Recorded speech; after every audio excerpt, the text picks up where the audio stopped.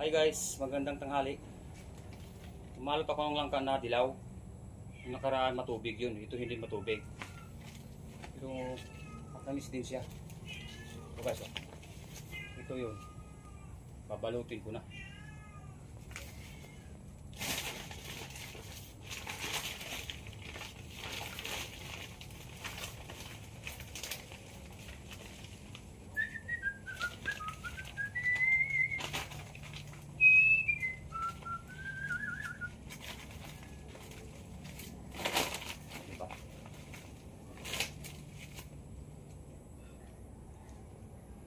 Yan ang mabawit ko. Dami pa rin bayabas ko. Sa, dalawa, apat. Apat na nabalot ko. Kasi mataas to eh. Taas tong langka.